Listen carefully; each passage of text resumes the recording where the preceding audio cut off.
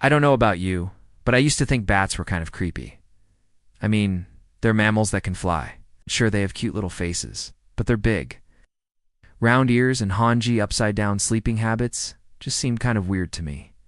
But when I learned how important bats are for nature, I completely changed my mind. You see, while there are around 1,400 species of birds and 5,500 species of dinosaurs, there are over 1,200 species of bat. That makes them the second most diverse group of mammals in the world, right after rodents. They're super important for the health of our planet. In this episode, we'll learn why bats are actually nature's superheroes. Let's get into it. Okay, fact time? Bats are the only land animal that can truly fly. Sure. Flying squirrels and sugar gliders can glide through the air by jumping from tree to tree. And some lizards, like the Draco, have even evolved wings to soar through the skies. But bats are the only animals that can flap their way up to 60 miles per hour with the help of their wings, which are made of skin and supported by elongated fingers. Their wings allow them to navigate the air much like a bird or an insect. Their lightweight bodies help them be super maneuverable. Some bats can even fly backwards. Bats use their special ability to fly for a variety of reasons. Some bats, like these vampire bats, will use their wings to get around their roost during the day, so they do run into anything or anyone, while other bats use their wings to fly all around the world.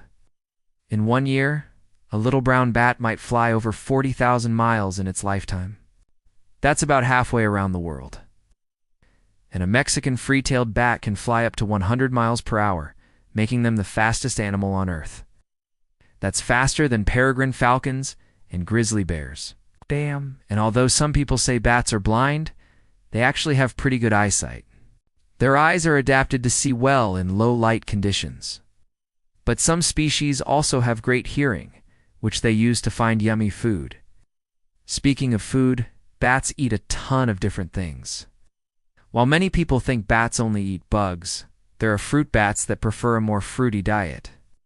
Flying foxes, for example, eat mango, papaya, and bananas.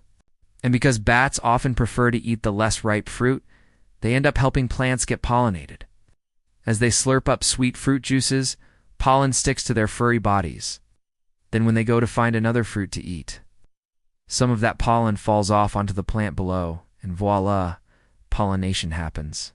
So not only is it yummy food for bats, but it's also a tasty treat for ants, monkeys, birds, and humans too.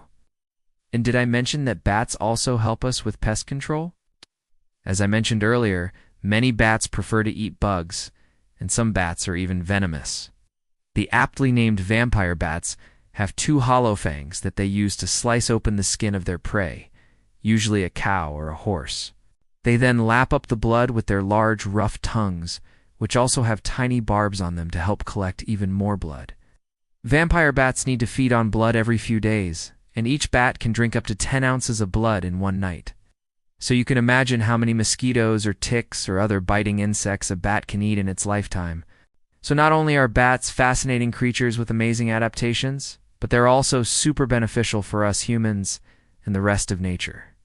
So next time you hear a screech owl and see a flash of wings out of the corner of your eye, take a moment to appreciate the amazing animals bats are. And remember that they definitely not as creepy as they seem. And that's 1 minute. See you tomorrow.